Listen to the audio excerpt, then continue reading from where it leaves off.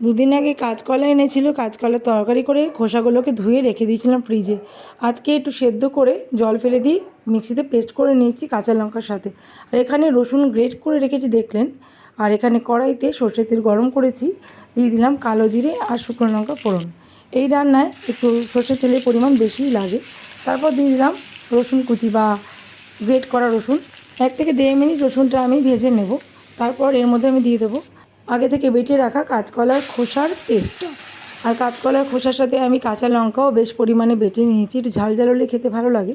তারপর দিয়ে দিলাম স্বাদ মতো নুন আর পরিমাণ মতন হলুদ গুঁড়ো। নুন আর হলুদ দিয়ে ভালো করে হাই ফ্লেমে নাড়াচাড়া করে সব কিছু মিশিয়ে নিচ্ছি। তো এইভাবে কন্টিনিউয়াস নাড়াচাড়া করে একবার মিডিয়াম ফ্লেমে একবার হাই ফ্লেমে ভেজে নিতে হবে।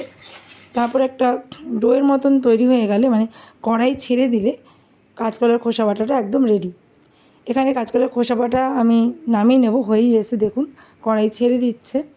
আর এটা খেতে কিন্তু গরম ভাতের সাথে জাস্ট দারুণ লাগে। আমি এর আগেও রেসিপি শেয়ার করেছি, আজকে একটা শর্ট ভিডিওর মাধ্যমে শেয়ার করলাম। রেসিপিটা যদি ভালো লেগে থাকে অবশ্যই জানাবেন কমেন্ট বক্সে লিখে। আর ভিডিওটা যদি ভালো লেগে থাকে লাইক দিয়ে সাবস্ক্রাইব করে আমার চ্যানেলটার পাশে থাকবেন। দেখা হবে খুব তাড়াতাড়ি নতুন একটা ভিডিওর সাথে। বন্ধুরা, গরম ভাতের সাথে প্রথম পাতে এই কাঁচকলার খোসা বাটা জাস্ট অসাধারণ লাগে। যারা যারা এটা বানাননি এখনও প্লিজ একবার ট্রাই করে আমাকে জানাবেন। আর যারা যারা এটা খেয়েছেন বানিয়ে তারা তো জানেননি এর কত স্বাদ। তাহলে আবার দেখা হবে খুব তাড়াতাড়ি। সবাই খুব ভালো থাকবেন এবং সুস্থ থাকবেন আর আমার পাশে থাকবেন।